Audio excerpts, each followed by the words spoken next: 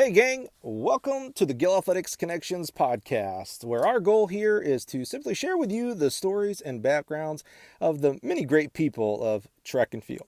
I am your host, Mike Cunningham. It's my honor and privilege to bring you these great men and women from around the world. This week, just another great one. Just so proud of the humbleness and openness that coaches and our guests have been with us. Hassaan Stamps from East Tennessee State University is like no other. It's just a great guy. If you know Hassaan, you're going to just enjoy this interview because it's Hassaan all the way. Great personality. If you don't, you're in for a real treat because you're going to get to know one of the greatest guys out there, in my opinion. So, hey, without further ado, let's get to it. Help me welcome the wise, the wonderful Hassaan Stamps.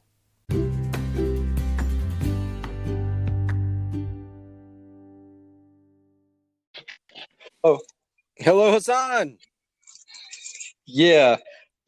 Finally, of course, I got to have technical difficulties for my big old interview. I appreciate it. Hassaan, I'm just so thankful you're here today. I have been trying to get on your schedule to get you interviewed for, I don't know, 4 weeks now. So appreciate you not ducking and diving anymore, and you're actually joining us today on the Gill Athletics Connections podcast. Welcome, good sir. Man, this is going to be a lot of fun, everybody out there. Hassaan and I have known each other for quite a while now. This is actually a compliment. You're one of the guys, Hassaan. I don't know how we met. I always take that as a compliment. It just means you and I have just always kind of known each other for a while. Yeah. I think my first recollection of meeting you was when you were working at Mississippi State. Mm-hmm. But other than that, we were just good vibes, good friends. And every time, and you actually called me when you found out I came. I guess Kurt, spoke to you about me taking Kurt's job at that time when I got offered a job at Mississippi State. I interviewed at Alabama and was offered a job at University of Miami. And that was one of our first phone calls. That is a great example of the wild web we weave of amongst different friends and coworkers and such. So that's so awesome, man. Well, hey, Hassaan Stamps is with us today. He is the assistant track coach at ETSU, Eastern Tennessee State University. So happy to have you here today, Hassaan. We've got a lot to talk about. You've got a real varied past, one that is speckled with success almost the entire way. So this is going to be a lot of fun. So let's start with where you are today. You've been at ETSU for about 9 years now. Tell us about what it's like to coach in Johnson City and some of the success you've had there. Okay. I got to Johnson City in 2013. So this actually just finished 7 years. That's it. Yep. Almost 9. It'll be there soon, sooner than I can believe it. Major, just so you know. So that's probably where that mistake is from. And then that's probably why your poker career ended kind of early too, because you got to be able to count. There's no comeback from that. That's it right there. Right. Hassaan, I threatened that this was going to be a 60-second interview, so we're almost out of time. Nice day. Thanks for the call. All right, for real. You've had a lot of success. I want to hear about this. Tell me about Johnson City. Prior to, starting the interview, this might actually be something that you're able to weave in your wild web of journalism. But I actually wasn't expecting to come back to collegiate coaching after the time I spent coaching in Saudi Arabia. And as part of their national team, as a head coach of their national team for a little more than 2 years, I was back actually in the States, and I got a phone call from Coach Watts saying, "Hey, man, I'm the new head coach at East Tennessee, or ETSU, and I know I can't afford you, but do you have any names that you think could help? I found out my sprints coach is going to be moving on to a different program, and I just figured I'd give you a call." Me and Coach Watts definitely stayed in contact from the time I graduated till till, the 10 to 12 years after I left school. And Mm-hmm. he had always said, Hassaan, you work really hard, man. You've really dived into this coaching world head first. If I'm ever a head coach, I'm going to hire you as my sprint coach. And that was something that always stayed with me no matter where I was. And I always joked with him. I was like, Coach, don't nobody like you and don't nobody like me. So I'm not going to be able to help you and you're not going to be able to help me. And lo and behold, you two were made for exactly. each other. And lo and behold, the universe aligned. He was he left Tennessee in I think 11 or 12, and he stayed out of coaching for the year. And then when legendary coach Dave Walker resigned here at ETSU, they brought Coach Watts over, and so he was here a year before me, so he just finished his 8th year, and next year will be his 9th year. So in that conversation we were having, I just kind of thought about it, and I had been missing home a little bit, was really appreciating the experience of the coaching internationally. But what really put it over the top there's not many Division I track and field programs that don't have a sprint, hurdle, jumps imprint that I could still kind of have a hand in molding. So, short of, knowing that I was going to take a massive pay cut, I wouldn't be the man I was today if it wasn't in part for Coach Watt's mentorship, friendship, and overall leadership, during my time at University of Tennessee as an undergrad. So I felt partially responsible per loyalty standards. And here's a guy that said 10, 12 years ago, hey, man, if I ever met head coach, I'd look to hire you. I was like, well, when do I need to start? Because I got some things going on. I got to pack some stuff up. And he was like, are you serious? And, about a week later, while I was in town for my vacation, I came in on an interview. He offered me the job. And I started, in October of that Where fall. were you living at the Jeddah, time? Saudi Arabia. Oh, I'm sorry. Where was that? Jeddah. Jeddah, Saudi Arabia. Yes, sir. And this is a good time before we continue on with that ETSU, because this part of your path is extremely interesting to me. So you were on the staff or the head coach of the Saudi Arabian team, yes. track and field team? So how did that come about? It was a crazy story, man. So when I finished running at the University of Tennessee, I got my first coaching opportunity out of Cal State LA. Leonard Scott, who was my teammate at Tennessee, was out there with John Smith and the HSI group. John Smith was very kind enough to allow me to come and moonlight as the block holder, umbrella holder, abuser of all 4-letter functioning words. Get me this. I didn't know. I thought my name was F-U, get this. Or, hey, a-hole, get that. But he said it with a smile. So, I was like, well, he's going to call me that. I'm going to learn as much as I can learn. Yeah, that's the guy to learn from. And he's an amazing gentleman, man. So him and Prince Nawaf bin Muhammad are best friends.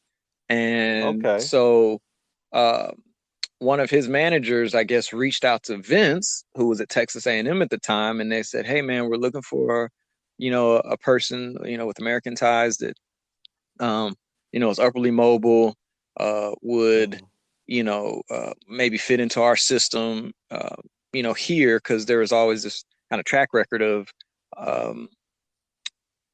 journeyman coaches would go over there to, work within this opportunity because of the connection with John Smith and Prince Nawaf. So as it got back to Vince, I remember, I guess Vince had told me that John said I think there was a guy with an Arabic name that would come out here with Leonard all the time. Hassaan. I never called him his name, but I remember, he introduced himself. So, Hassaan, who was me, Hassaan, Amir Stamps, ended up getting in touch with Eric Campbell, who was the director of the program, who by far and large, you can just kind of see how, 6 degrees of separation, we're all connected some way, somehow. I grew up with the Quicksilver Track program. Eric Campbell got on with Saudi Arabia as the director and managing member of that Saudi team in a more administrative capacity, and he was very dynamic in helping me get there. So then they brought me out to London for an interview. I nailed it. I came back a few weeks later, and they offered me the job. At that point, I was coaching at SIUE at the time, and I believe I was the first coach in collegiate history to keep my post at SIUE and coach virtually from Uvu and whatever video app was available at the time. And I end up having a couple of All-Americans and conference champions while not physically being present. So, that was pretty cool. That's even more impressive. We're everybody's kind of struggling today to learn video chatting and conferencing, and you were doing this. Is that 10 years ago now? Yeah. Wow. 8-10 years ago. Man, that's interesting. So you speak. We've talked about this in our pre-interview that you speak Arabic. Do you speak fluently or just enough to get by? Enough to get by, and in this COVID-19 time, I'm definitely kind of increasing my chops. I'm conversationally fluent in French, Arabic, English, and Portuguese. What? So, really? Yeah. So a lot of people don't know that about me. I'm an avid reader of languages, and it's just something that I just feel like I want to be a world citizen. And the greatest thing about being in Saudi Arabia and, basically being like 8 to 10 hours ahead of where we are here is when everybody was asleep here, we were up. Whenever we were asleep, everybody was up here. So I had massive amounts of time to have to myself. And, it just really allowed me to really indulge myself into that community, into that culture. And I tell you, one of the things I miss most, even though I'm not Muslim, I'm Christian by faith, was at 5 o'clock every morning hearing the Muslim prayer over the intercom. It was beautiful. And some of the kindest, most genuine people. It's not at all what the media makes it, as we're learning through this virus. People are good people wherever they're at in this world. And, when you get to see it for yourself from where you were thinking that, you were going to be a target out and walking in the market or just being out at the mall, everybody was super nice. Everybody was very welcoming. And it was an experience that definitely shaped my overall personality to the man that I am today. Yeah. As a guy who can barely speak English, I find it unbelievably impressive, the amount of languages. And then even specifically with Arabic, I feel like that might be one of the harder ones to learn for some reason. It could just be my naivete on the language itself. But you're right. You're right. And I kind of learned phonetically. So I sat down over the course of maybe I was there for 2 or 3 weeks, and I was like, all right, I want to be able to be upwardly mobile. I want to be able to go to the mall when I want to go to the mall and not need nobody to take me. And just a certain level of independence that I just have within myself. So, I kind of went through with one of my guys, Muhammad Adam. I was like, he spoke English fluently.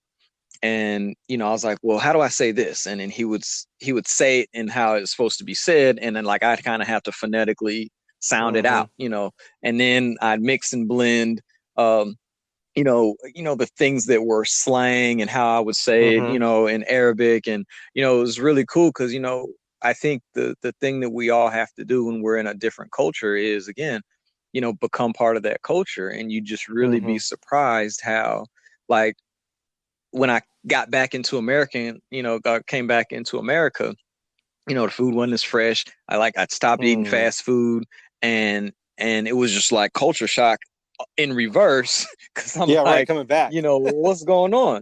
And one of the other things that was really cool about being there is your sense and sensibility of hearing your native tongue. It was enriched, like a superhero. So I'd just be walking amongst hundreds of people, and then I'd hear somebody say, hello, how are you? And I knew it was an American one. I'm like, where's that coming from? Who's that?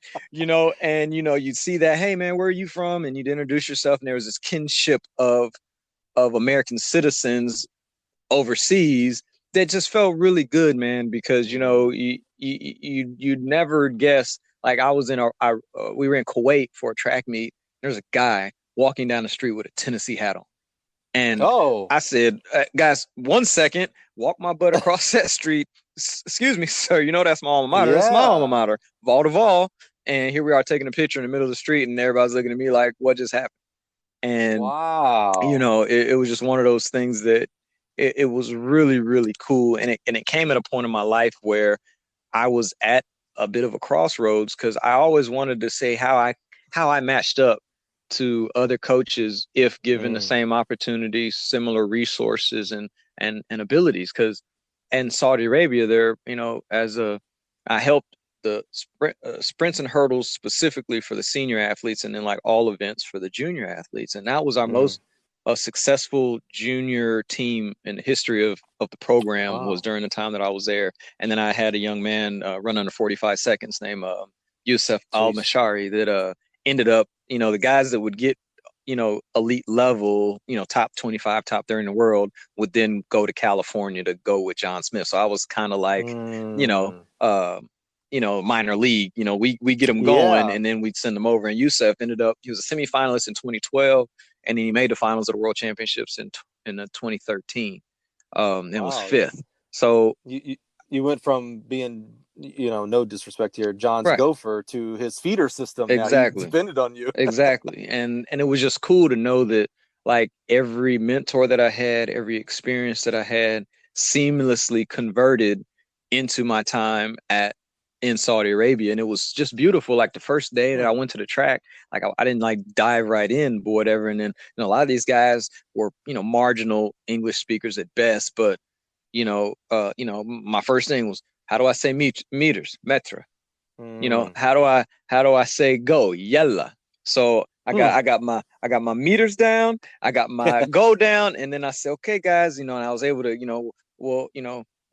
I got the counting system down, really fast. And, so I was like, okay, well, we're going to do, 3 by, talata sata, which is 300 meters. So I said, 3 times that. And then they're like, okay, coach. Okay.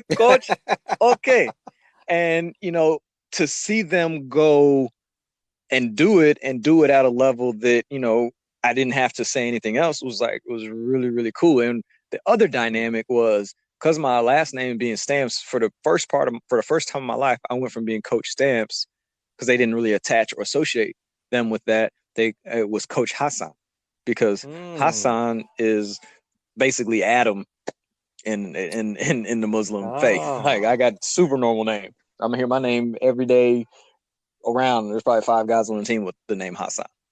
Interesting. Yeah, I have to imagine, when you first get into coaching, you get your first program, your first group of kids, and anytime you switch institutions, one of the important things that coaches will tell you over and over is, gaining the trust of the athletes, getting to know them, or, earning their trust that they would run through the proverbial wall to get faster. How much did them seeing you working to learn their language contribute to that trust factor from them to you? Oh man. I think it was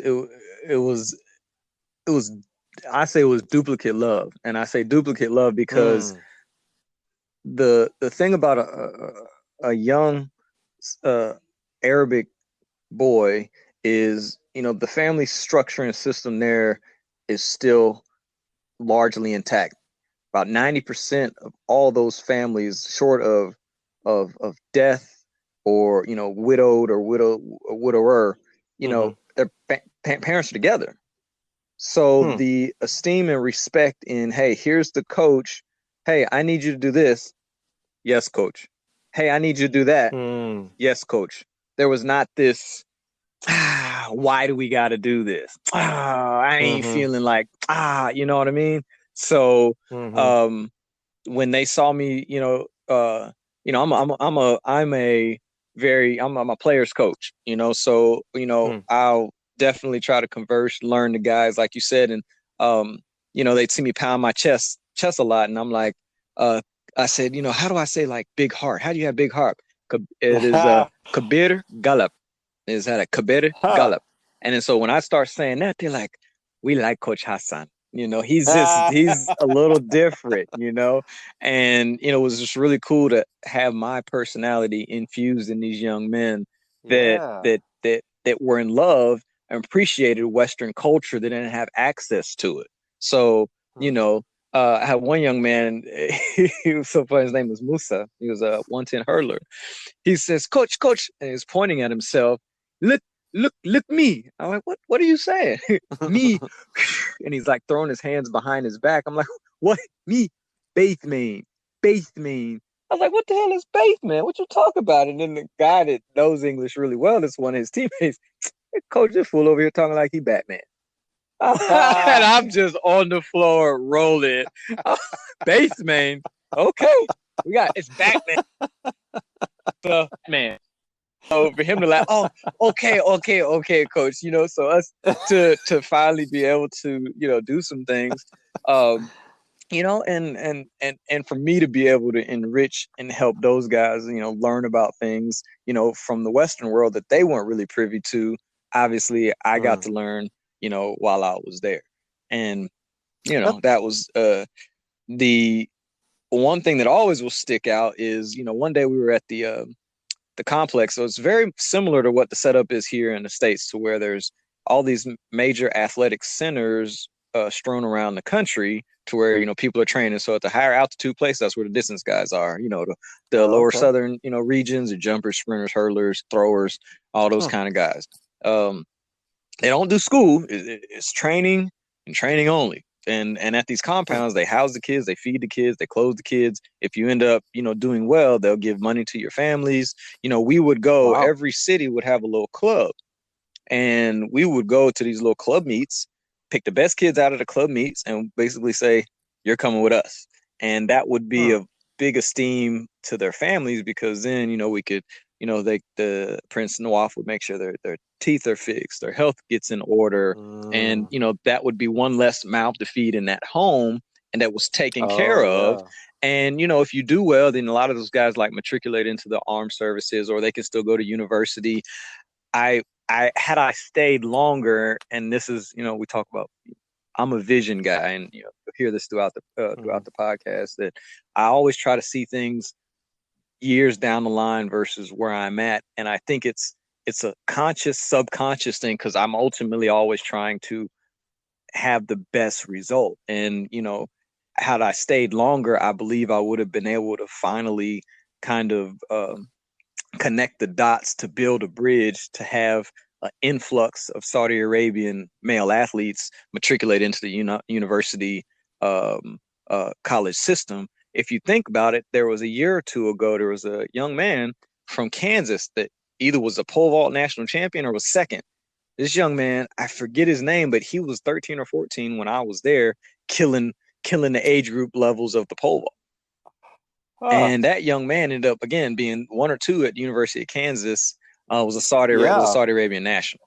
So, it is Wow. possible, it is plausible.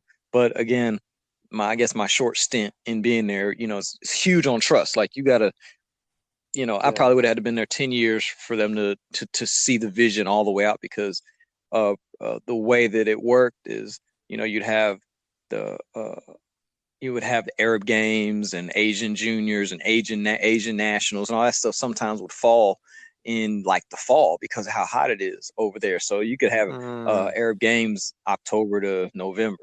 So, if you Hmm. got, that's a huge badge of honor for those Arab nations. Like, that's their Olympics, right? Right. And, we can't have a guy in college just be gone for 3 weeks from October to November to go to the Asian Games or the Arab Games Right. as a member of the college university setup. So, understanding their dynamics and their schooling and how that all works, it just would have taken some time to, Hmm. kind of, ease that over. Um, but it was one of those things that was what my end goal ultimately was. And I'm still in communication with, some of the managers. I've written some programs. I've gone back like 2 or 3 times just to do some camps. Um, um, or they brought me to Germany. Like, anytime that they do, camps outside of Saudi Arabia, I've been asked to come and kind of help facilitate certain things. Since then, Hmm. it's been about 3 years now, but it's one of those relationships that I still have left on, definitely on good terms, and would love to in some space, get back to coaching internationally in some capacity when the time suits. Well, it definitely, you can tell from your excitability of talking about your time there that it definitely left an imprint on you and affected you. Well, it'll affect you for the rest of your life. That's amazing. Right. How did you take that and transition it to the more traditional college program? So you moved from there to Johnson City, Tennessee, which is, kind of your average Southern town. It's a great town. It's not a metropolis like in Atlanta, et cetera, but it's a good college town. How did you translate back into the college side of coaching? Well, it was really a big struggle, honestly. To come from that, the pinnacle of your sport kind of down, and not from the pinnacle of the sport to A&M or Florida, Georgia, SEC, Power 5, to a marginal mid-major, where, I'm like, hey, guys, we got, 2 laps, 2-lap jog, and then we'll go into our dynamic mobility. I had 2 or 3 kids. Why we got a jog warm-up laps? Every coach listening right now is shaking their head, yes. And people that know me know that I like my 4-letter words like anybody else. And, well, look here, man, this is not going to be a conversation or a discussion that you're going to win. So bleepity bleep, bleep, bleep, you better go. And then, a day or 2 later, Stamps, can you come into the office? Huh? Uh-oh. What you mean? We don't, here it's a little bit, hold on, coach. I didn't know my name was Hassaan the first 2 years at my University of Tennessee, and he starts laughing and he's like, yeah, but we're not at Tennessee, and you'll learn that as we go. And, after about 3 or 4 times being pulled in there, man, I was like, all right, well, wow. Culture shock. Wait. So 4 or 5 times. Yeah. If I were to talk to Coach Watts right now, would he, if I said, hey, is Hassaan a little bit of a hardhead? Would he say yes or no? He would say, that guy's lucky to still be employed by East Tennessee State University. That would be his exact quote. But again, not for, any other discretion, that it just was, right. Culturally different when I came. Yeah. And, I'll never forget, I don't think he'd feel no type of way, but it was like, oh, hold on now, man. Like, the reason I feel like I've been here as long as I've been here is, for one and one for all, Coach Watts knows my heart. He was a person who recruited me to Tennessee, watched me, helped me become the man that I am. And the one thing that I asked for him when I came was, I said, listen, man, I'm taking a massive, you've had chance and opportunity to earn your money, man. And I was in the process of doing that, but because of what you did for me, because I wouldn't be in that position if it wasn't for you. This is me saying, the debt is clear. The debt is erased, man to man. Anything that happens, beyond the time we get this thing moving the way that we need to get it moving, I thank you, and this is me showing my thank you. So it's always been very understood and appreciative that I was going to put my soul into. I had a lot of doubters to prove wrong, because people felt like I couldn't, I was a person that, I didn't mind being known as like a program changer. I do my job, and then I go on to the next thing. That's kind of part of the reason why, I guess my brothers and I have, we flipped houses, been in the real estate game here for like 15 or 20 years, or not 20 years, sorry, about 10 to 15 years. And it's just something we like doing. We see something busted and broke down, and we make it better, and we provide an opportunity for somebody else, and we move on to the next thing. So just inherently, I wasn't at an early age a long-term, like, I'm going to be at this program for a long period of time. Now, 2 or 3 years, and then, in our profession, you got to move on to move up.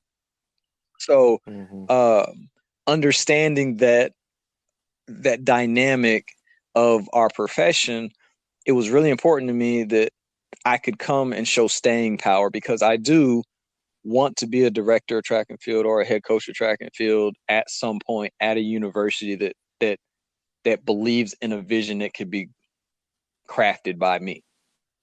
And yeah. So let's take a step back, because you mentioned some really iconic programs that you have been involved in, some really highly successful programs.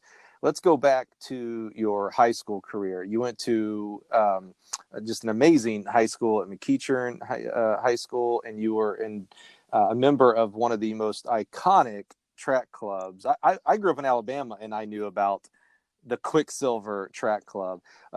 Walk us through what your high school and track club career was like. We know you were a hurdler, so how did you get into hurdles, and what made you kind of maybe fall in love with that specific event? So I started running as a guy, and anybody knows me know I'm 5'9.5", 5'10" on a great day, and about 150 pounds soaking wet.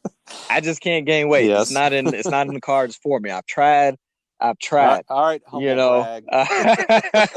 And I've just got to a point. I did get up to 161 at one point, but that was I couldn't even sustain it. I ate more than I could stomach. But Hassaan, I'm the opposite. I have gained 5 just by walking by the refrigerator. Just in this interview, just in this short time we've had so far. I'm already at 5. I'm gonna have to skip dessert now. You're welcome. I'm just trying to help the missus, So I grew up playing. My brothers all play football, baseball, basketball. I followed in their footsteps. Because I was smaller than my previous brothers, my mom wasn't really comfortable with me playing football early in my youth. So she was like, well, if you're going to be running up and down the football field and I can't even find you half the time your brother's playing football, we got to find some track for you to run. So we were able to seek out a little recreational track league, a Smyrna Track Club or something on one of the suburbs of Atlanta.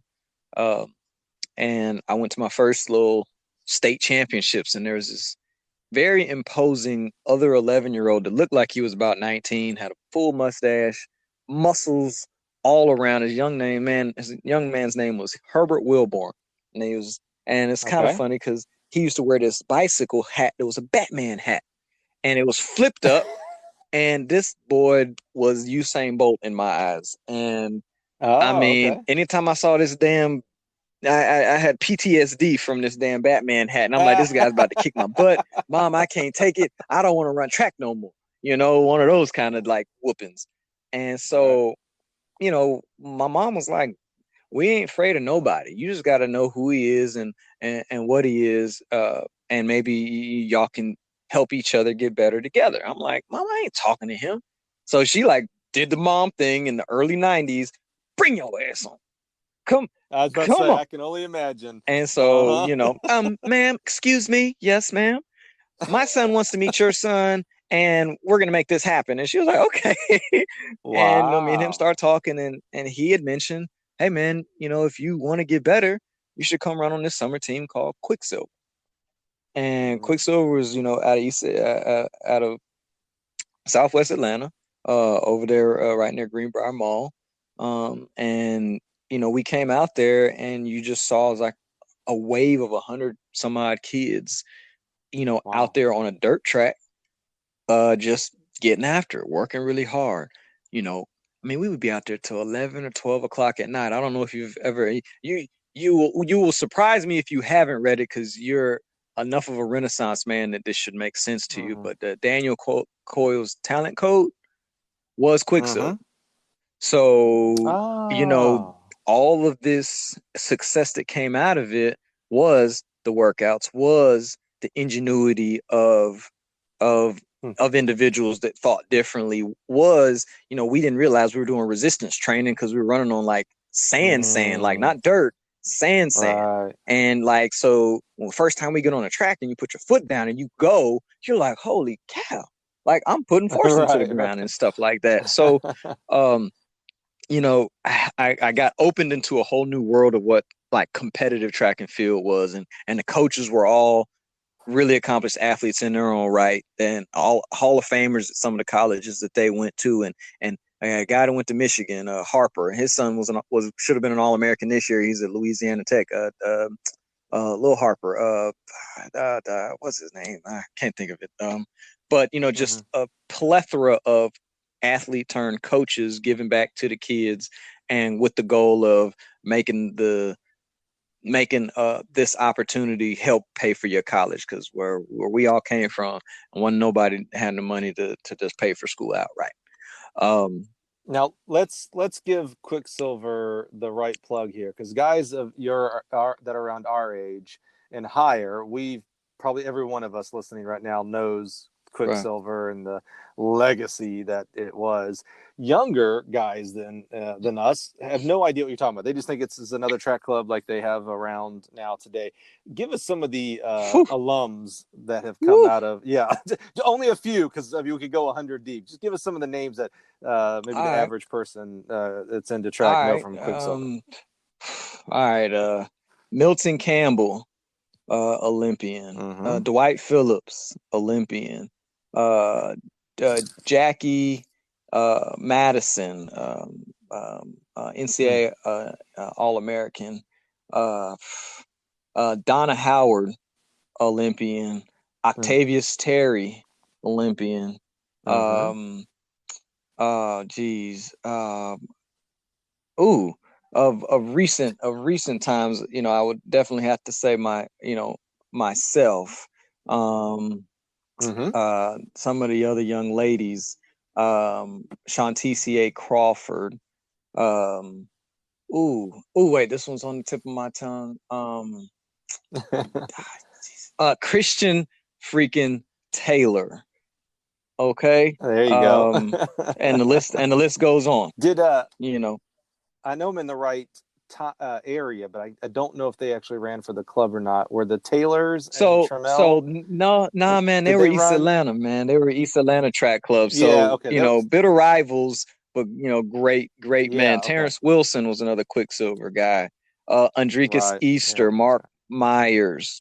Um, and we had Jeff Mellymuck. This was a young man who was a steeplechaser. So, right. a lot of people don't know is that, Quicksilver, we didn't just have sprints, hurdlers, and jumpers. Coach Dixon said he always wanted to have a full team. So, I mean, he would go to the depths of Peachtree City, which is about 35, 40 minutes outside, and bring, you know, in a very kind of counterculture, bring white distance Mm. runners up to the inner city. And they became part of our family. Kevin Pankey runs like 10 4 10 in a mile out of high school.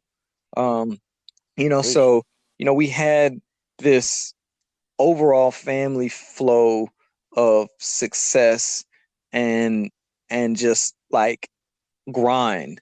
And I look Mm-hmm. back to the types of workouts they gave us, the types of things that they did, and what they put us through. And in today's day and age, they think that it was child abuse. But it Abuse. wasn't. Yeah. It just made us Right. really know and learn how to work. And then I was able to bring that work ethic to John McEachern High School with legendary coach Lee Gower. His son, kind of funny, was my Mm-hmm. teammate Travis Gower. Just I think won like Hmm. Georgia High School Coach of the Year. So apple don't Oh fall from the wow. tree. He coaches at Walton High School Yeah. in Georgia. So Huh.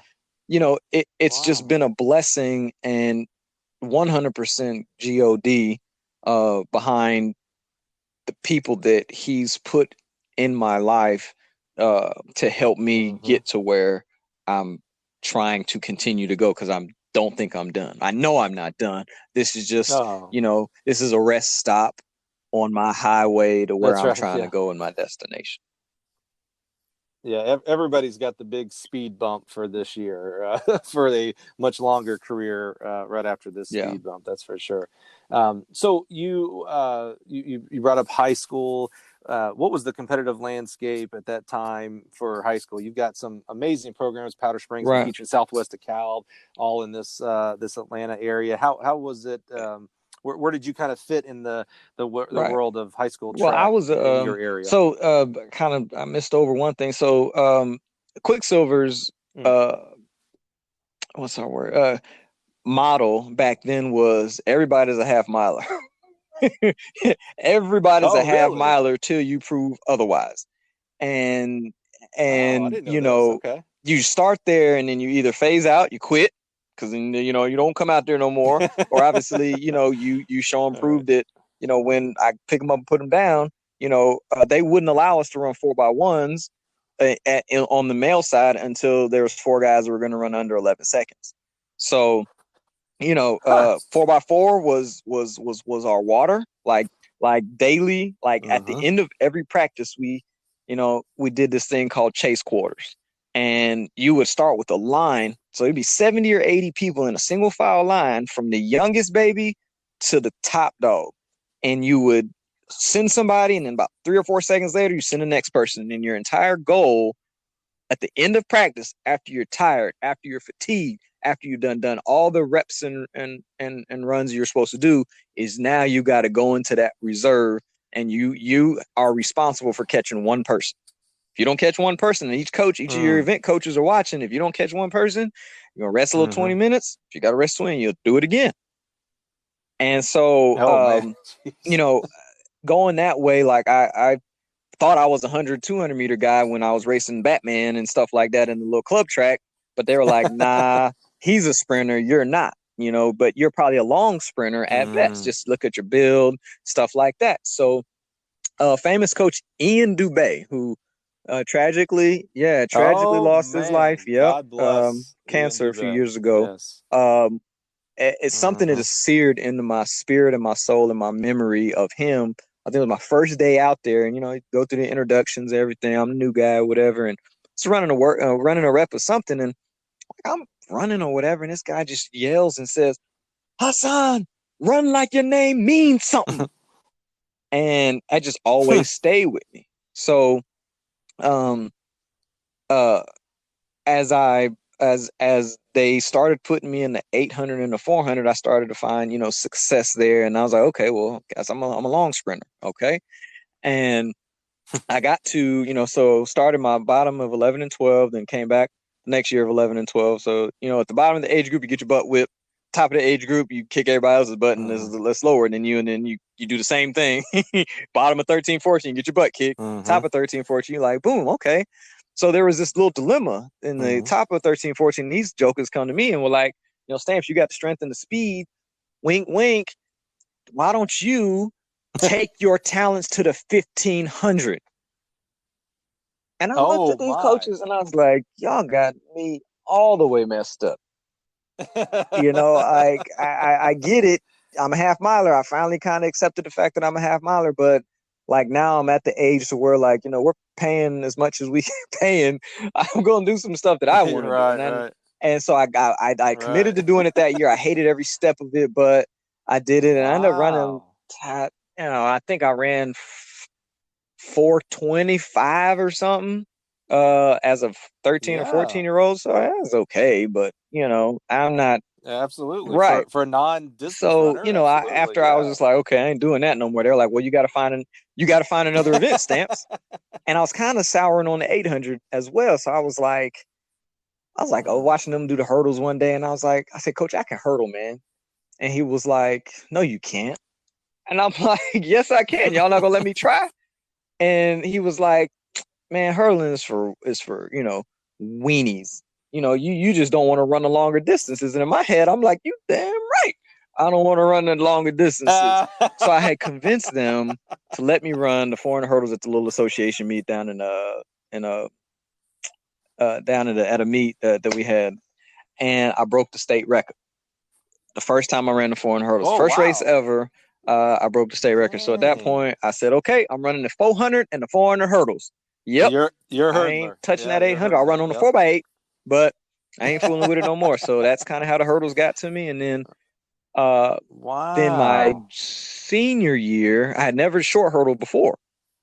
And I had, again, one of those things to where my high school coach was like, you know, Stamps, what you thinking about, you know, this senior year? What are you trying to do, man? And I'm like, I think I could do the 110s, Coach. You're too short. I said, Coach, then these 39s ain't gonna bother me too much. Now I'm 42s. When I get to college, it'll be a different story. But I can get away with it.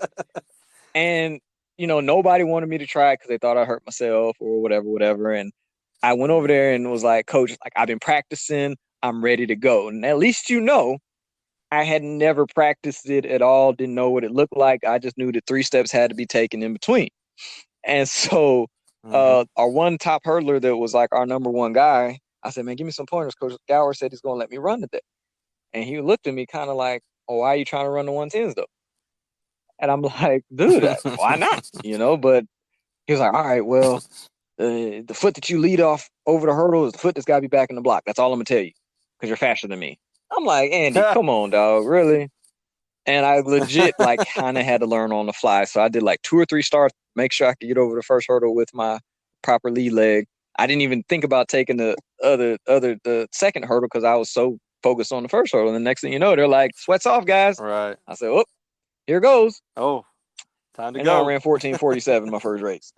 And oh, jeez. So from that point on, I ended up winning the state championships and I ran 37:07, 14:03, I believe 14:03 or 14:05. Wow. Beat Angela's little brother Corey, who went to South Carolina. Then we won the 4x1, and we were state champions. And I was named the athlete of the year and Gatorade athlete of the year, state of Georgia, to lead. Dude, graduate. Man, so again, your track club is just one of the legendary track clubs. Your high school is legendary in the kids that it's produced in the area, that the athletes that have come out of that area. And so as you're looking to now go to college, you obviously had a lot of options, and you ended up, spoiler alert, going to the University of Tennessee. Now, at the University of Tennessee, during your time there, you guys did some really historic, amazing things inside the conference and at nationals. Help us understand some of your teammates that you had and some of the things that you guys did athletically there. Man, I think we knew something special was brewing because it just felt different. Now, a lot of people say, why would you go to Tennessee? Tennessee is a dying program. Tennessee drives a hard bargain scholarship wise. So I legit turned down multiple full scholarship offers from every place else to go to Tennessee for a little under 60%. A lot of people don't know that. Interesting. So, yeah. What was that? Was it because of the other people in your signing class, or the coach? And maybe we need to explain who your coach Bill, legendary Hall of Fame coach Bill Webb was the head coach. Was our head coach, director of track and field before director of track and field was a title. George Watts was our head cross country and distance coach. Vince Anderson was our sprints and hurdles and jumps coach at the time. No, those were the 3 guys that held it all together. And who was in my your freshman class? Was myself, Leonard Scott, young man named Dwayne Bell, young man named Cameron Howard. Oh yeah. Carl Jennings, and then there's a young man named Frankie Davis. Those were the guys that I genuinely came in with. The next year we added Shannon Wheatley, who was Adrian Wheatley's brother, who had already been there. Was a dynamic 400 meter guy. Rocky Danners came mid-semester, who was a phenomenal. I call him the Allen Iverson of the pole vault. I mean, this guy could have been an 8,000 point decathlete. He was Ashton Eaton before Ashton Eaton was Ashton Eaton. Yes. And I mean, he would look at things and be like, I can long jump. Rocky, you can't long jump, dog. 24/7. I can run on the 4x1. You Rocky ain't running on the 4x1. 39.4. I want to do the 400 hurdles with you, bro. Me and you are boys. Let's do the 400 hurdles, Rocky. Don't come over here talking that 51.97. And this was a pole vaulter, y'all. Goodness. So, they always wanted him to do a decathlon, but he probably would have broke himself because, he was kind of, just a slight guy, but just super athletic. I mean, backed up every bit of the crap that he taught. And we were all like that in our own way. Just a little tidbit. Sean Lambert came in that sophomore class as well. But all of us kind of had this unique chip, had this unique feature about all of us. We all had a chip on our shoulder because, we wanted to kind of disprove all the people that didn't sign us or didn't places we want to go. Like I wanted to go to Georgia Tech. I tell everybody this story and they know it. And it is a thing of lore. Like, Georgia Tech had best 400 meter guys and best 400 hurlers, bar none. And when I came on my visit, Coach Hinsdale, to this day, and he knows this because the story ends well. When I come in his office, you know, I done the campus tour and everything, and he looks me up and down. That's all of you? I'm like, for real? And he was like, man, well, I'm kind of, I don't recruit 400 hurlers under 6 feet. Oh, are you serious? And the minute that I walked out that threshold, I said, I'm killing every Georgia Tech cat that crossed my freaking life. And just to fast forward it, 2002, when we lost the national championships by like 2 points or 6 points, I kind of am walking a little dejected, but, you know, proud. We put the best foot forward we could. Hand extended, I look up, it's Coach Hinsdale. He says, I said, hey, Coach. So I want to shake the hand to the biggest recruiting mistake I ever made in my entire life. And shook his hand, you know, and it was just like, or no, actually, take that back. That was the PG-13 version. I gave him a high five. He put his hand out for a handshake and I popped it. Pop. You're welcome. You're right. You know, because I had to, you know, I had to let him burn a little bit. But, you know, years later as a coach, I'll say, Coach, you know, I obviously appreciate that, which he knew that at that time. But yeah, I'd say he can humble himself to make that statement. Like, hey, man, you know, so you know, we all had this chip of wanting to be good. So we just got to this point, man, when Justin came on board the fall of our junior year. It just added a whole new dynamic we weren't expected or ready for, because we were just like, who's this goofy dude? You know what I mean? Like, Coach, he wasn't, you know, he was like, you know, Stamps, there's just something about him we don't know yet, but there's just a lot of immeasurables, and we're just going to find out and see what it is. And okay, all right. And my favorite Justin story is there was this little rinky-dink meet that South Carolina used to put on at their indoor track in like November, December, that didn't really count, but you could do it if you wanted to go do it. And a lot of the older guys, we were like, I ain't doing that shit, man. I'm chilling. And so Justin goes. Managers took him up, or, you know, one coach goes or whatever. And, you know, he comes back. We're waiting on him, you know, because we're going to go out that night. And, you know, we find out he gets back or whatever. And, hey, man, come up to the room. And he comes up to the room. He's like, how'd you do? I won. I'm like, all right, cool. Because Justin was like super humble, very soft-spoken, and not really who he is now, right? I would say he's a little bit shyer than people that don't know him. He actually has some shyness to him. And absolutely. So we're like, all right, well, like, you won. All right, well, what'd you run? It was like 662. And we were like, huh? What? and I'm like, dude, in the 55? Come on, man. That's trash. Right. You're sorry. And we're like, what did you run, the 55 or the 60? Because everybody knew what that meant, because Leonard just won 2 years ago NCAA's in the 60 and ran like 661 or 662 or something along those lines. So, you know, we were like, nah, man. And I was like, all right, forget all that. And then literally like 10:15, you know, I call Coach Anderson. And, you know, Coach, hey, Stamps, sorry to call you so late, man. We in here with this fool, Justin, and he talked about he ran 662 in the 55. Stamps, he ran 662 in the 60. We got us one. And he hung up the phone.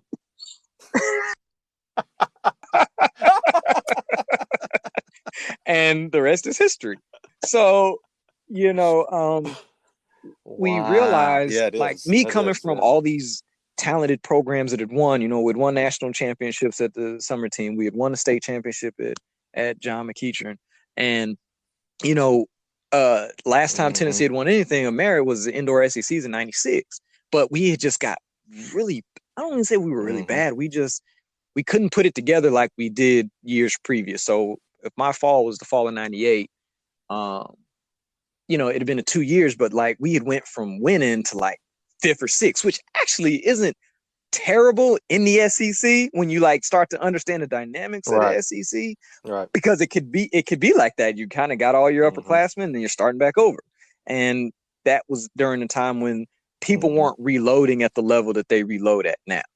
And I think that's just a cultural shift. A lot of, I think, guys in that late 90s were still very tied to the 80s, because we were all born in the 80s. So we knew what hard work, diligence, perseverance, everything you had to work for daily. Like, we were told no lunch is free. You guys got to earn every trip you get on, every t-shirt you get, hell, and it was almost times to where they would put on, like, they wouldn't give you your per diem if you had a bad meet.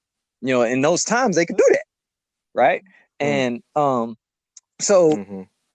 never forget my freshman year, and this was just me being the guy that I am. Coach Webb, we're getting ready to do indoor SECs or whatever, and we're talking under the third turn under our little awning or whatever. And he's like, guys, I think if we do everybody's kick, claw, and scratch for all the points that we get, we can be sixth. Well, I looked to the left, I looked to the right, and I was like, this is the worst ever pump up. We can go do it for the speech I've ever heard in my entire life. What is this guy on?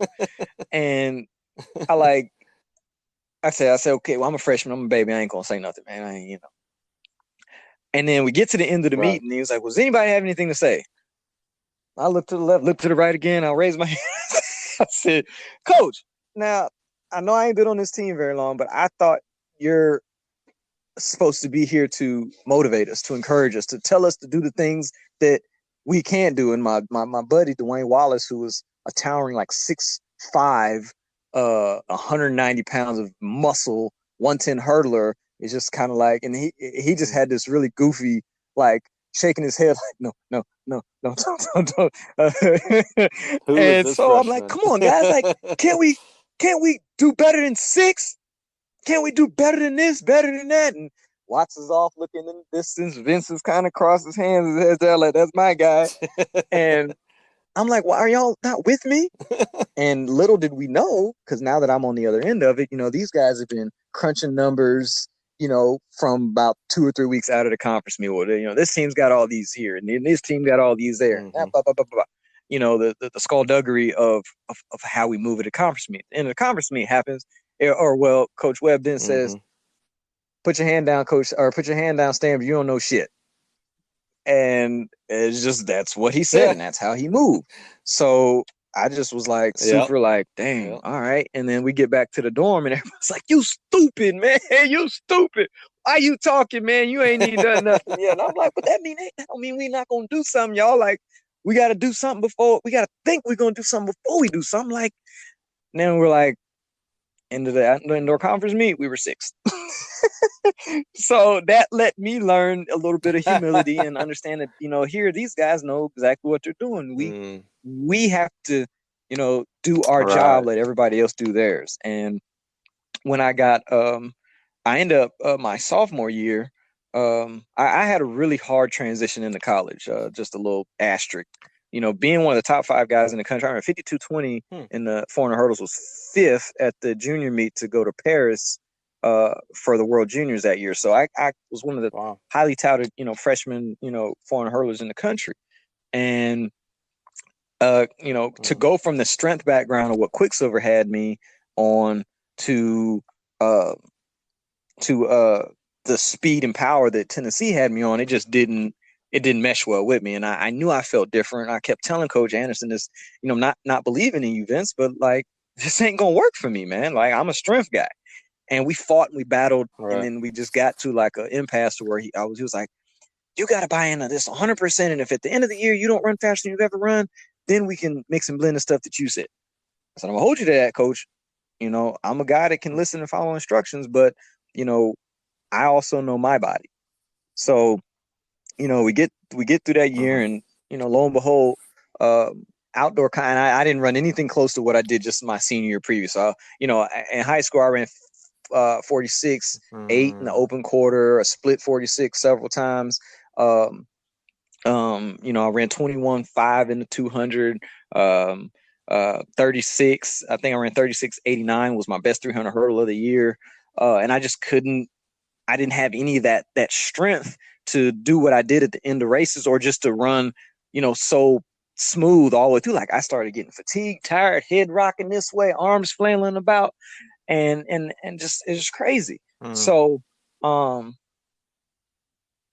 I remember telling you about that, and I had to, because I have to mention this because it is funny. You'll get a laugh out of it. But the guy Herbert that I came to Quicksilver with, I elevated and he kind of went down. One summer he ended up breaking his leg playing basketball, and it was never really the same, running wise. Our senior year, 4x4 comes. He's the second leg. I'm the second leg. We opted to run from the back. We had on one high school team, we had 3 guys that could run under 48 seconds. Mario Lovett was a 47.4. Mark Myers was about 47.8 guy, and myself was 47, and 47. And our next best guy, 53.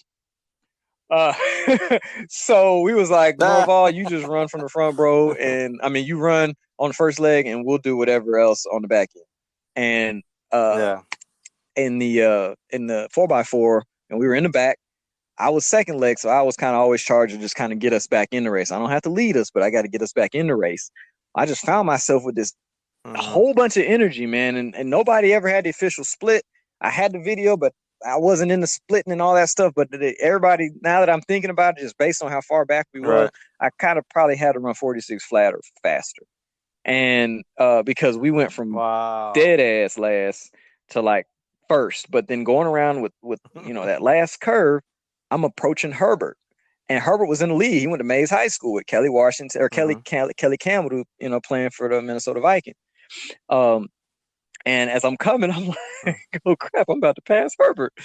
And so, I get up and I run beside him for a second. He kind of peers over. He was like, come on, son, come on, man. And I'm like, see ya.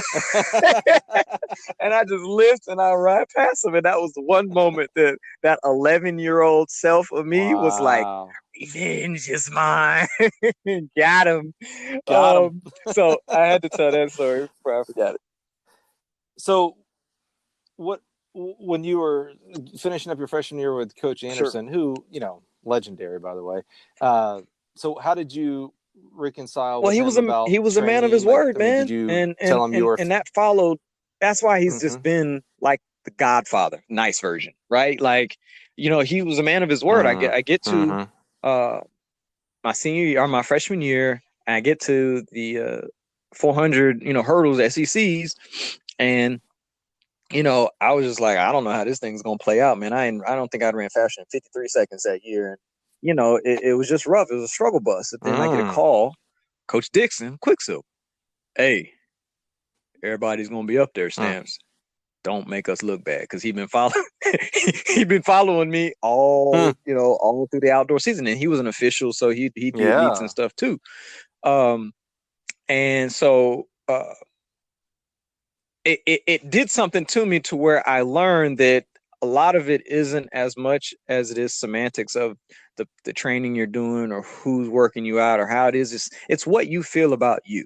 And if you say, you know what, this is going to work for me, it'll work, because I didn't run faster than 53 all that year. And then I ended up running like 52.3 in the qualifying round. I was like one of the last people in, because I was in lane 1. So I might've been like the 7th person in. And then in the final, I ran like 51.8. So I had a lifetime best my freshman year, but it was straight. It was guts, and it was hard. And it was because my guy, I just realized that all the rest of the year, I was just letting everybody down. I wasn't running for myself, because I was irritated that it wasn't going as well as I planned it to be. Because my biggest fear, a lot of people didn't know, and Vince knew this specifically, and my closest friends knew this, and my mother knew this, who was like my best friend. I didn't want to be one of those guys that was very talented in high school that went to college and got forgotten. That was what loomed over me. And so once things started to move that way, I didn't understand how to stop the downward spiral. I didn't understand that mentally I was just in a bad place. And then it really took family, friends, the continued encouragement of, don't let us down, or we're here to support you. like help me out of getting out of the way of myself. And so I talk a lot as a coach now. Coach, I mean, kids just got to get out of the way of themselves, and they don't always know, how to handle certain things. And that was just kind of, what that culminated. So when we got to that end of that point, that's the first time I dealt with like real loss. Coming back from the Pac-12 championships, Coach Dixon ran off the road, had a heart attack, and died. Yes. Oh, And no. leading into making the junior team, or it would have been a Pan Am team that year because I was still young enough. We were down in Denton, Texas for the juniors. It's me, Leonard, and a couple other guys. I ended up getting third in the 400 hurdles. And I got to go as an alternate to the Olympic Training Center for like that week camp that they do, because they thought the guy that was ahead of me was Terrence Dunbar, was a football player, played at TCU. He had decided to go at the last minute. So I guess there was all talk that he was going to go to football camp during the summer. And then, because he was a guy that had a chance to start, he probably wasn't going to do the track thing, but he went. And so I didn't get to compete because you had to be in the top two, but I got to go because it was Pan Am's. And I got to run on, on the 4x4s or whatever. So, but, dealing with that loss and overcoming it, me and Dixon were very close. Definitely a father figure. Then me and Vince got close, and then me and Watts was at my state meet and recruited me, to Tennessee. I said, okay, I as a sophomore came in. I think it was like August or whatever. I was like, Watts, you got a second? He's like, yeah. Vince, you got a second? Yeah. How are we gonna make this work? Because I need what you got and I need what you got, so I could be the best person I can be for y'all. And they hashed it out, and we came up with a plan where I was with Watts for 2 days of the week, and I was with Vince the other days. And I went from 51.9 to 50.87 my sophomore year, and was third at SECs in the 400 hurdles as a sophomore. How much do you attribute to the training, so the what you thought or knew that you needed? At your heart, you were 1,500 meter runners, what we are really finding out. So how much do you attribute to the difference in training between your sophomore and freshman year? And how much of it is attributed to what you were talking about there, the mindset of it, the confidence level? Was it 50-50? Was it more the training? I think it was 50-50, man, because I was so much more comfortable in spaces of, I guess when you college coaches, and I've done this myself. I think the good ones check their ego at the door and they do what's best for the athlete. The average ones get to that place at a later time, but ultimately end up stagnating their kid till they figure out that they actually know nothing at all.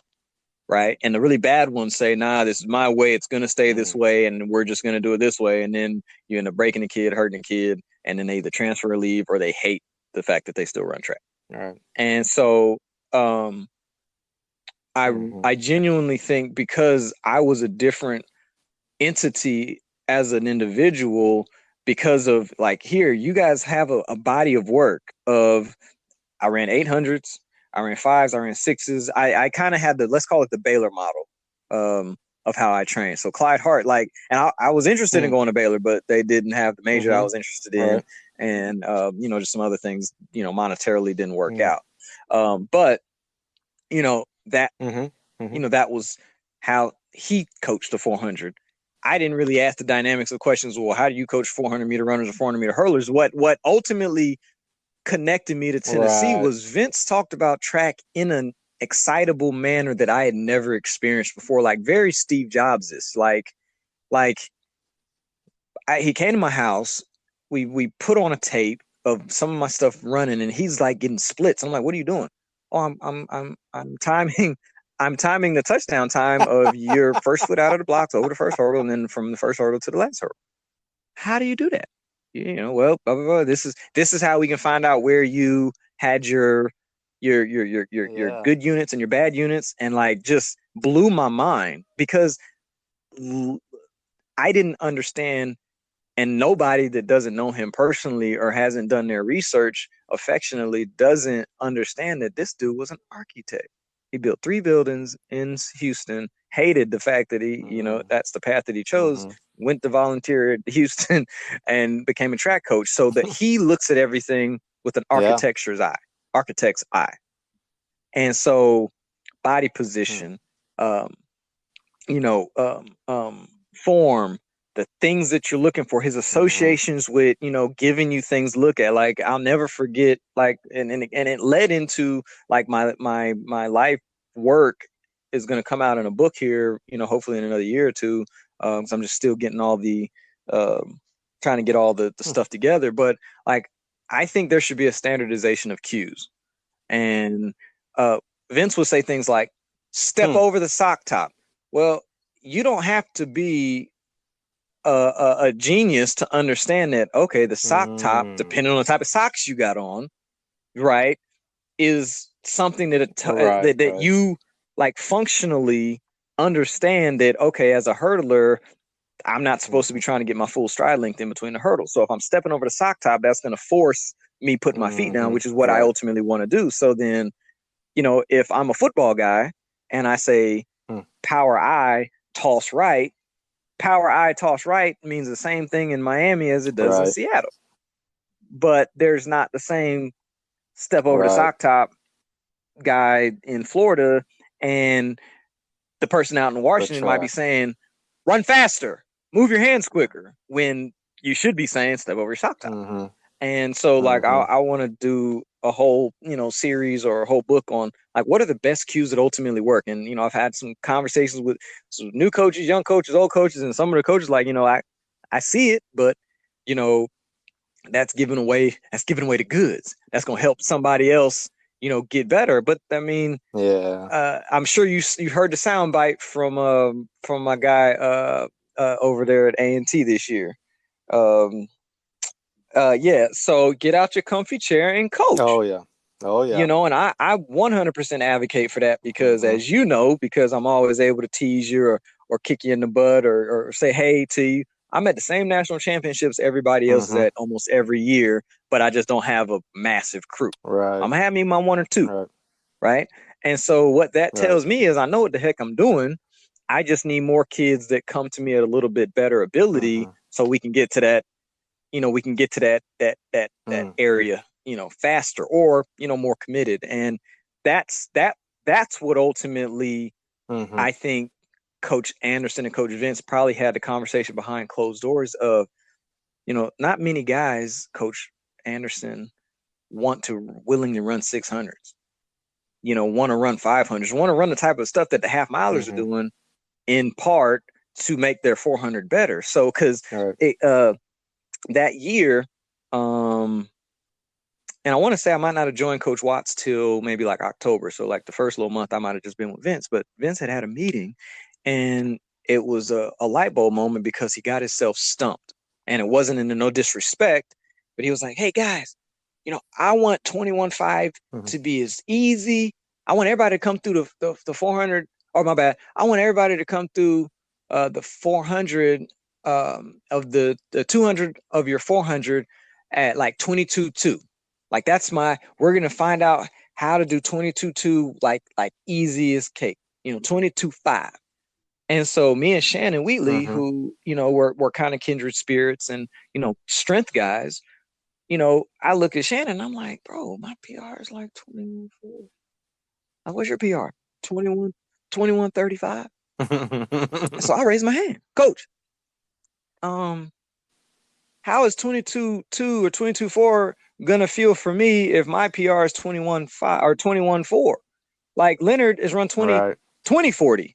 That's damn near 2 seconds. So he's chilling running 22.2, but I'm like almost full tilt. That's maxing out for me. I'm gonna die earlier. So shouldn't we have to be stronger?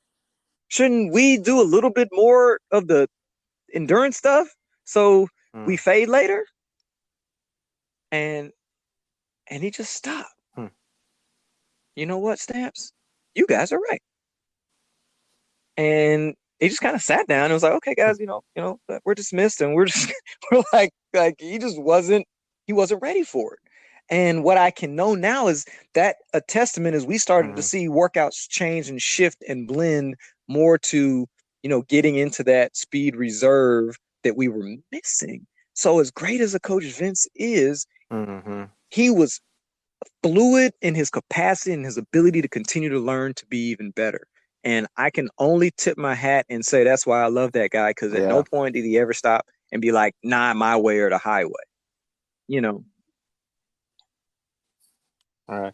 It's interesting, that insight there between the coaching staff, Webb, Anderson, and Watts, because, we see it from the outside. If you had been paying attention to Tennessee track during that time, from, you and Danners and Scott and Jabri, athletically, it seemed like, no brainer that they won. But it seems like also on the inside from the coaching staff, they had a really good working and trusting relationship and had the humbleness to say, no I doubt. don't know And it all. but that's what makes championship cultures together. I've come to learn, man, because if you can get, the best coaches in the world get the best out of their athletes. That's it. That's the name of the game. Like, we talk about it in our staff a lot. This person likes to be talked to this way, or that person likes to be dealt with this way. And ultimately, when you can have continuity of self and continuity of your athletes, like, the one thing that they, I think, really had out of all of us is we were knuckleheads. We got in our trouble. We had our fun. We played some flag football during intramural fall that we weren't supposed to, but it was all done under full tilt, because we knew good and damn well our scholarships would have been gone if any of us hurt ourselves. But Vince understood that was just the way, because 95% of us all played high school football, and so giving up a part of us, like, and a lot of people don't know this, but football is my favorite sport, and I was just better at track. And understanding that, 5'10", 160-pound person and 6'2" of 250 pounds of a person running at you full speed with your head turning to go catch a football, and me turning around not ready, is not going to end well, more often than not. Right. So I was like, that's basic I want to be able physics, to I think, walk. there. Man, I read this article in Sports Illustrated when I was a junior in high school, waiting for like a dentist appointment, man. And they did a like intimate portrait into like 5 to 20 years of like NFL guys' lives after the NFL.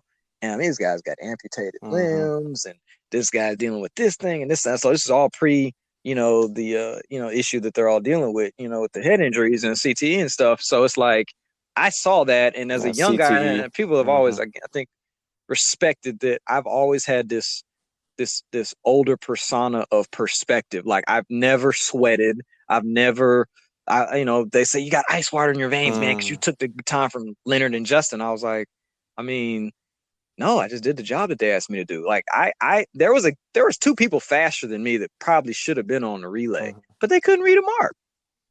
And Vince said, Stamps, if you can read a mark, you got the job. All right, coach, that's simple. So you got 10-1, 10 flat, my little 10-4, 10-5, and and another 10 low person on the end. So we ran 38.66, and we could have run faster. Wow. When our exchanges was always relatively good, but we just never were all like healthy at the same time. Everybody always had some little knicker-knack by the end of that collegiate outdoor season. So the best we could ever muster up, because we ran 38.66 like 3 or 4 different times. Like, I mean, 38.66 3 or 4 different times. So we were like, dang, what the hell? Wow. Exactly. Well, you always strive for consistency, so good job. Well, I'll tell you, it's interesting. It's a great insight into, you use the word once, but it's an important word, the culture that you guys built during that time frame that you guys were on the team. Some of it very public culture. People know VFL very well Right. within the volunteer world there, Vol for Life. And you guys even Yes, had your sir. own internal culture. I know AF means a lot to It's you all guys, and family, man. no one will ever tell me what that means. Not even, all family. There it is. Yeah, you guys. You don't know how long it's been. I've been wanting to know from Jabri and Jay and Right. the other guys. No one would ever tell me because I'm not part of that culture, so I completely understand. So, but you guys definitely did. Again, that culture. It was really like a trifecta for you guys. You guys had the athletic talent. You had the coaching talent. But then that 1+1=3 was, you guys built the culture and trust around each other Right. with the coaching staff as well. It was really an amazing time for Tennessee track and field. So you mentioned you ran, you were really stinking fast in college. Oh What man. kind of So, post-collegiate career did you end up having? if you know, for those kiddies at home, man, home cooking is a real thing. It is a real deal. Uh, 2012 in Barcelona, I was at the World Juniors, and Benny Brazil, I think, had a kid on LSU's team that made the junior team or whatever. And we were standing there at the warm up track, and I'm like, I'm gonna ask him, goddamn it, I'm just gonna ask him. I'm sorry, I'm just gonna do it. Benny, were you in or were you out? Mm-hmm. 2002, anchor leg 4x1. He looked at me. He was like, "Man, come on, bro. Come on, man. You're not gonna make me, man. Man. Like, come on." And Benny's a great guy, man. And we're always super cordial when we see each other. And I'm like, I said, dude, Mm-hmm. you know, it is what it is. We can't go back in time. But like, I was on that leg, and you was out. And even the official who put the red flag up said it was out. And then the outside lane judge shook his head. I watched it all happen, and he said he shook his head down and told him to put the flag down, and he put the white flag up. And he just kind of gathered himself, and he was like, man, heck yeah, I was out, bro. Of course I was out. And I said, it was a certain, like, I knew it, what I mean, and that just was one of those things to where, you don't have to know no more. Or, you just wanted to ask, um, um, but you needed that to happen, confirmation of kind of where that was. Like But to confirmation. answer your Mm-hmm. question, man, dang. Now this is the funny part, and you're gonna laugh at me because I think I just forgot the question in giving you that sidebar answer.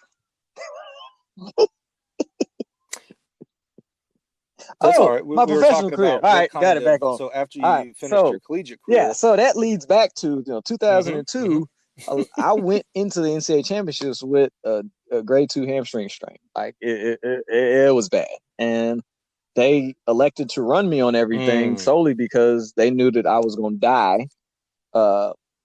Versus not get around there. So me, and I really pat myself on the back, and I thank my coaches for giving me that opportunity, because I would have been really hurt had the last time I could put the orange on, I wouldn't have been able to wear it.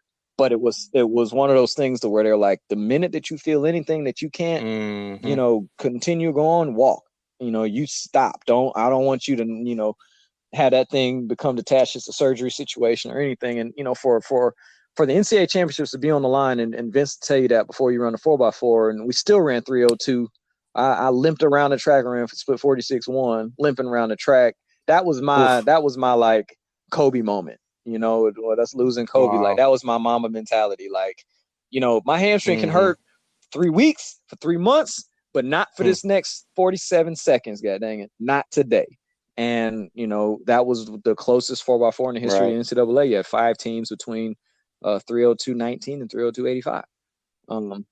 And we just ran out of gas. I had a chance to make the final in the 400 hurdles, but again, I was 10th.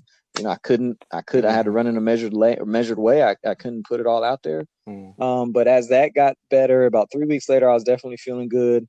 We were doing blocks to 10, and it's a hurdle workout we do where we're just trying to see that our rhythm is all intact. That was my first like time from all the rehab I was doing. And the weird thing about rehab is when you rest and you don't have the pressures of school anymore, and you're just strengthening everything, like that first time you run is typically like the best you ever feel.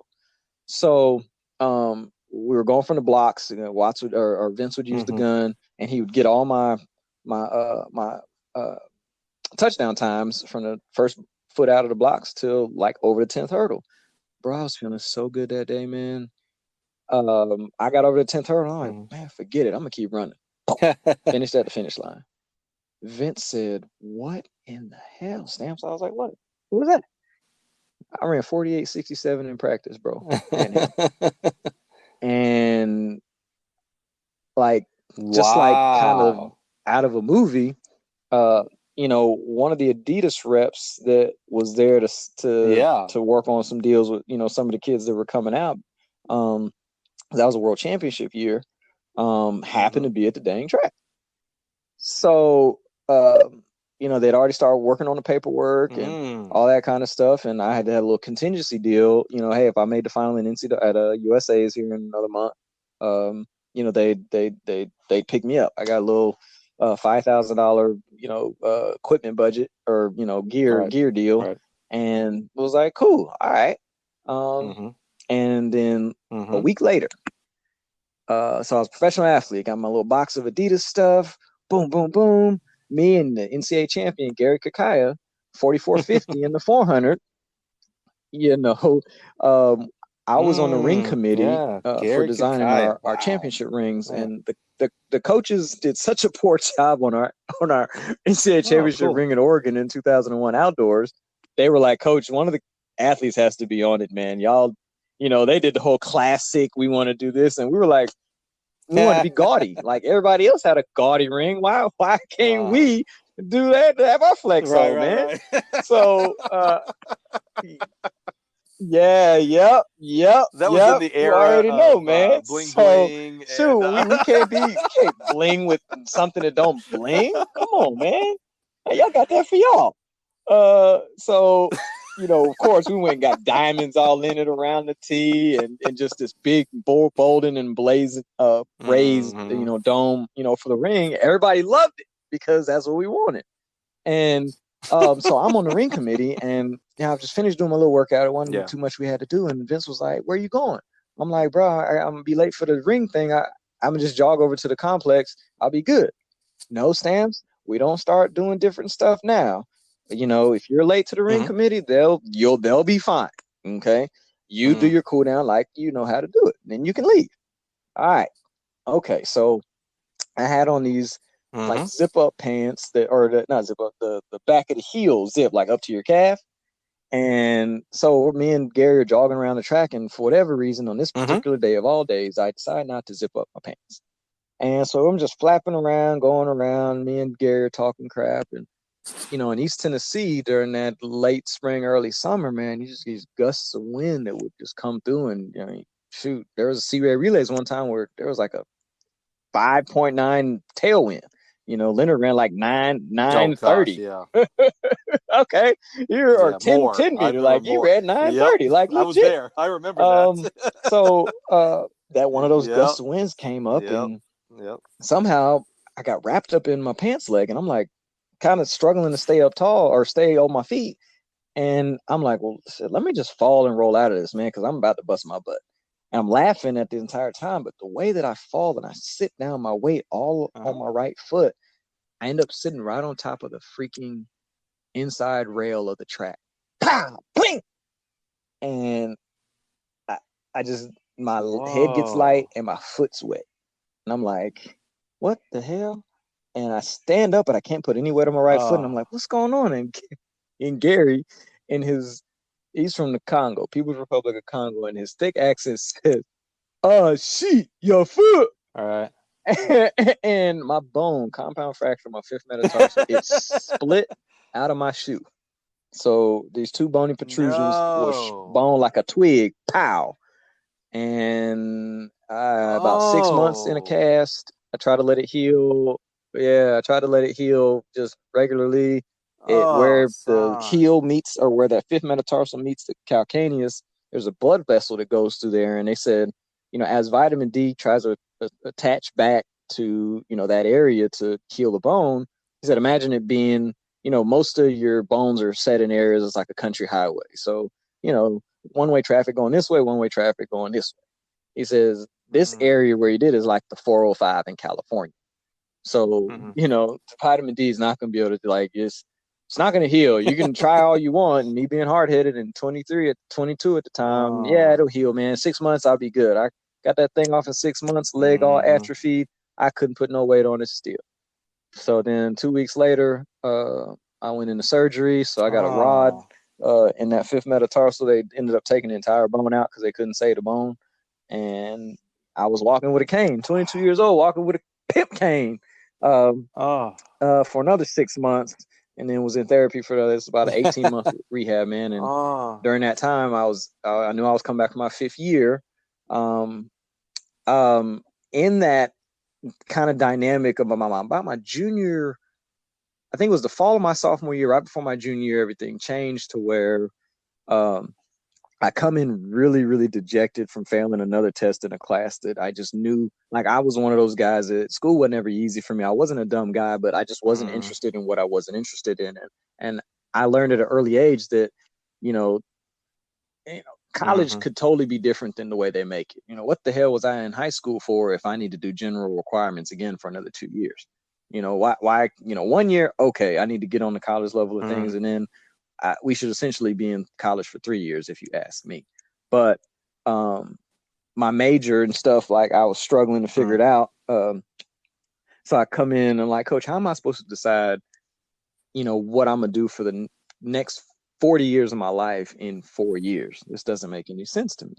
And Vince just had this like Joker-like smile, hands behind his head, feet on the desk, looking out the window. Like, he was just in his mode that day, like meditating, chilling. And he was like, well, Stamps, find something you love and find a way to make money doing it. I'm like, okay, I'll take that. And he like legit, because he's kind of like a quirky dude. He goes right back to that pose, acts like I'm not even in the room, puts his feet back up on the desk, hand behind the head, and he continues to smile, looking out the window. And I'm like, no more wisdom, oh wise one. And then he was like, I'm just enjoying my day. Doesn't even look at me, no eye contact. I'm just enjoying my day. And I just kind of sit back. I had 20 minutes before my next class, and I was like, I'm gonna just chill out here, man. Shoot, okay. Phones wasn't really a thing, so I'm not over there playing on my phone or nothing. I'm just kind of introspective. I'm looking at all the pictures in his wall, all the places that I've seen him go, and hey, man, how I do this track shit? Like, straight up, how I do this? Like, dude, you coach collegiately for a living. Where they do that at? And and he got put his feet down. He's engaged. He's locked in. Are you serious? I'm like, it definitely sounds a lot better than the stuff that I'm over here studying here all across campus. So, yeah. And so he goes in his file cabinet, pulls out this book, The Theory and Methodology of Training by Tudor Boompa, 1976. And I'm like, what's this? He said, I know you're in the middle of your finals. Don't make this a big deal. But like, so if you can get through this, then come talk to me. Yeah. Then come talk to me. And it's your textbook. I'm like, all right. And so, I go home and finish class for the day or whatever. And I just, the book's looking at me. I'm looking at it, looking at the book. The book's looking back at me. And I'm just like, oh, well, let me see. That was like a Thursday. Man, I ain't leave my house till Sunday afternoon practice. And I come to him, throw it on the desk about an hour before he's supposed to practice. I want to do this coaching stuff, Coach. I read that entire book front to back. It was like 430 some odd pages. And, so at that point, then we started shifting and changing things academically, psychology and administration, sport management, and all that kind of stuff. And, like, boom, like, then learning became fun because then it was for a purpose. And that's a passion. And that's, I got to go to level 2. Right. Passion. Yeah. When was it in Asheville? Like 2003, that summer of 2003, I got to go to level 2. And that was my first level 2. And, and yep, that's exactly. I I did jumps because that was the last year what class dude was did you supposed do? to be Sprints doing and jumps hurdles, or for did you do level 2. jumps? There you go. That's funny. I was in the So sprints I and was hurdles because lucky I to did get in jumps there, the and year I was before. I was in 22. I was one of the nationals doing youngest guys sprints and hurdles. there. Yeah. Wow. Didn't have any college coaches experience, but because where I was from, Vince's letters of recommendation and who he talked to, I was able to supersede a few things. But like that, and then being around all those great minds and the people that wanted to do what we had to do, like it was so cool to get a project about, hey, here's your athlete, here's their schematics, here's what they're doing, blah blah blah blah blah. Let's see how you plan out a championship year for them. And so, man, so training theory has always been something that I've been like. I think a few years later, I went and got my ITC. Like I can instructor training. Like I can do a level 1 school, level 2 school if given the opportunity. So like education and learning about all this has been something that has been really cool. And then I got there was a year where Knoxville really had a stranglehold on like youth kids. We had Brian Webb was one of my kids, ran 46 point in the 400. Jackie Coward broke the high school national record in 100 hurdles. That was one of my kids. And then Chucky took her over when I left to go to California. Oh yeah. I can't wait till you do your podcast with Charles Ryan. That's going to be a hoot. And so like there was just this influx of really talented kids that came out during that time that has been unmatched since because of the people that were there. And then that led into my opportunity at Cal State LA to start my coaching career. Well, I love the origin story of coaching and how Vince really challenged you there, threw you a really vital book, first of all, for coaches, but also a heady book. Like it's not just, it ain't no comic book. You got to really be into it to understand Tudor Bompa and what he was trying to accomplish there, and how that kind of sounded like a light switch flipped for you, and like, oh, this is it. This is what I am going to do. I hate that your athletic career was cut short in that manner, because I get a sense that you would much rather have ended your career, even on a devastating injury, but you would rather have done it on the track. Like you're in the finals of the 400 hurdles and you pop your hamstring at hurdle 7. Okay, well, at least I was on the track doing what I do. Yeah. To have this freak accident on and the way that I, of course, I went through all the stages, the depression, the why me, life has no meaning if I can't run, and it was kind of like we'd always with our friends and me and my guys all a lot of guys I hang out with enjoy sports and everything, and it's like I never wanted to be like, and we talked about this prior to the accident. I said I'm not going to be one of those guys out here still chasing. Some people just won't let it go, and they need to. And the thing that I would love to be able to, if I could find a way to mitigate how people view professional track and field athletes in a whole or in general, that if I could say there'd be one thing that I'd love to be able to do, I'd love to be able to do it, because track and field is the only sport that, like, I could totally say I'm a professional track athlete and you wouldn't know otherwise if I'm not. And so it's like I could legitimately pay to go to a track meet, and I might actually run next to Justin if the heat gets drawn away, like right now. And that's not fair to Justin.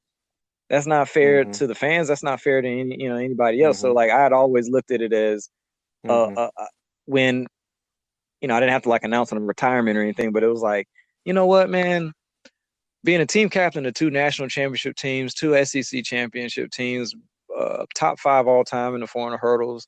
Like I had a good run, man. Like I don't think I could have done any more, given no what I had access to. And of course, if my mindset was like it was my junior, every kid goes through it. Everybody that wants to leave on a good note, like their senior year, they're either locked in or they've got senioritis. So you kids that are locked in, they end up having the best of everything that they do their senior year. I was like, why your butt wasn't like this 2 years ago?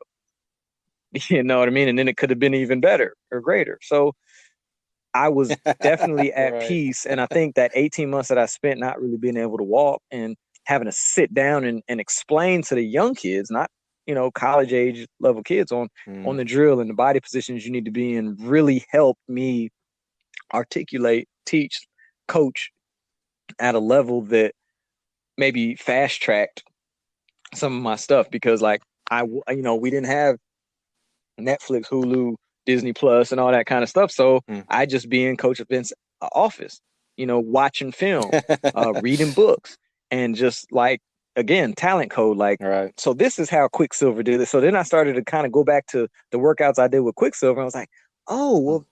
Oh, that was a special endurance 1 or 2, or they didn't think about having to break all that down to us. They were just like, hey, here's the run you're running, here's the rest you get, and here's the target time that we'd like for you to try to hit, and like, stuff like that. So, it was super.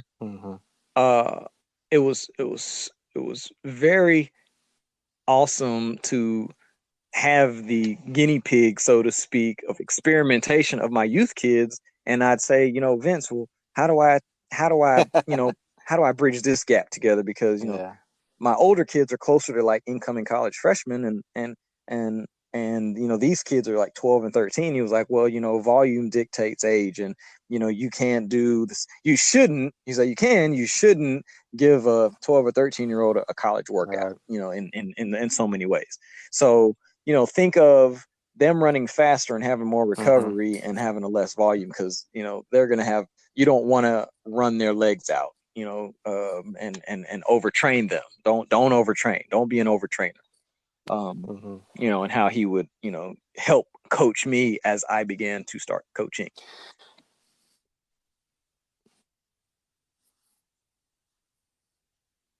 Yeah, I think that's a really good place to start wrapping it up. When you talk about coaches, coaching coaches, that is something that has been traditionally in our coaches education level 1s and level 2s, and now through the USTF CCCA and their coaching academies.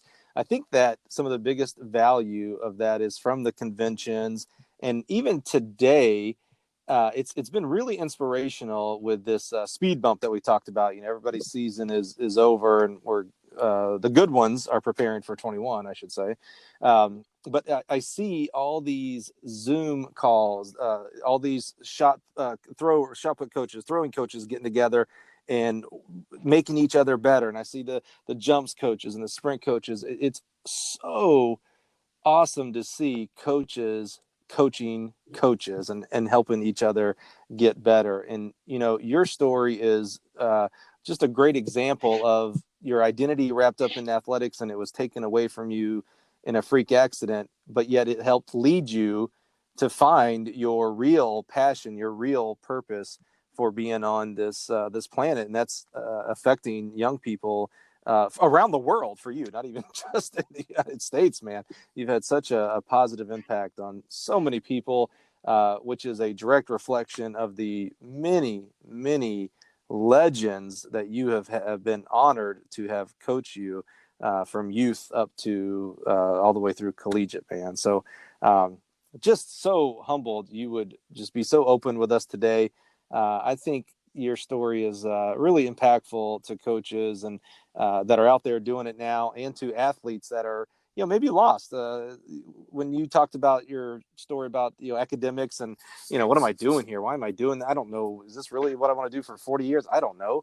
And then you found that path towards your passion and now affecting other people out there. And something earlier you said too, Hassaan, I wanted to make sure I kind of ended with, is you talked about where you are today as a 40-year-old, right around there, person, and you said I think I'm not at the end. Yeah, I still have 39, man. I'll be 40. I just want to encourage you, Hassaan. Tell me how old you are again. Yeah. That's what I thought. I thought I was giving you a little bit too old by calling you 40, but you're 40 years old.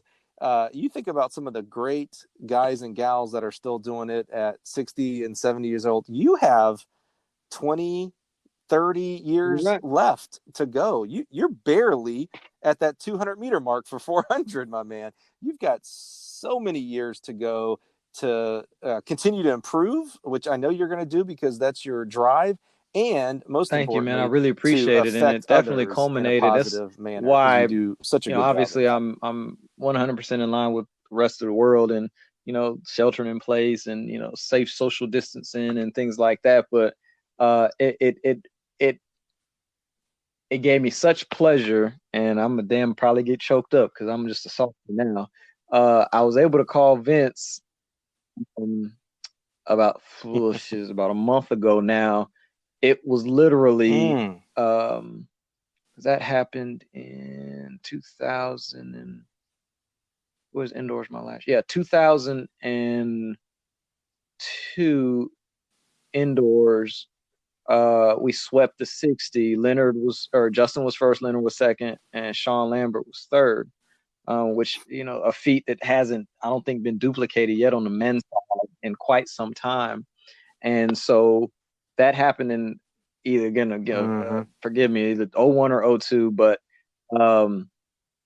in 20, just this past February at our conference meet, I went on my women's team. We went 1, 2, and 3. We swept the 60. So like almost 20 years to the date, 20 years to the date, the same result. So it almost took that same amount of time that I've been 17 years that I've been coaching now. And that lets you know how special, sweeping an event is at a conference championship. And I called Vince to say, guess what I did today, man? Yeah. Or guess what my kids did today? I said, what? So we freaking swept the 60, man. And he was like, wow. And, that's something that he said he wasn't able to duplicate at A&M in his team, on the women's side. So, it's things like that to be humbled, appreciated, respected, and know that we definitely stand on the shoulders of giants in every capacity. And this sport is so much more than the marks thrown, Yes. times run, jumps made, and it is a social sport, and we wouldn't get through a track meet if it wasn't for fellowship of our brothers. The amount of beers drunken at a at a bar when I probably gotten some of my best coaching cues or coaching work with us, kicking a few back, and that's what I love about our sport more than anything, man. And I just hope that in this time, they get a handle on this virus, man, and we can start to move back, to normalcy. Because I've always one of my young mentees that was an athlete of mine that is now coaching at South Carolina State. Her name is Jatavia Wright. She and I were talking the other day, and then she was like, I was always wondering what it felt like to be a coach that coached a sport that was just one season. Like, what do you guys do for a whole season that you're not doing anything? And we're in the midst of it right now. So we got a little indoors done. That's it. Right. So, just trying to get through it. That's good perspective. Yeah. Well, I tell you, Hassaan, you will be looked back. You've got years to go here, but you will be looked back as one of those giants that many, many coaches and athletes are standing on your shoulder. You're definitely on your way and have done so much in such a short amount of time. Thanks so much for joining today, man. This was a blast. Again, I'm so glad we finally connected with this. And I feel like there will be a part 2 one day I got you, brother, to man. I thank you continue for your this time, man. Bless you conversation, and your because you have family, so much man. I love more your to share platform. with Keep doing our it, man. audience. All right, you too, both.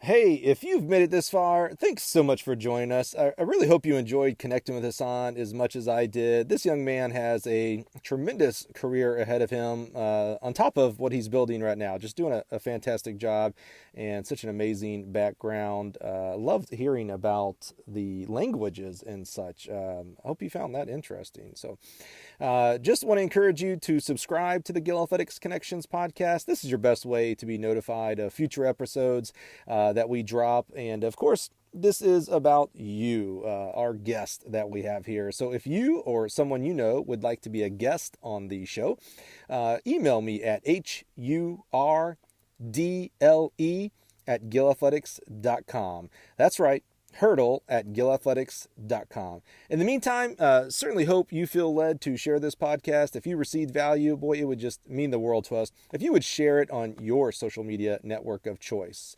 Facebook, Twitter, TikTok, Instagram, whatever else we're out there doing right now. So please consider doing that. Would, again, mean the world to us. And look forward to next time. Join us as we once again connect you with another great track and field coach.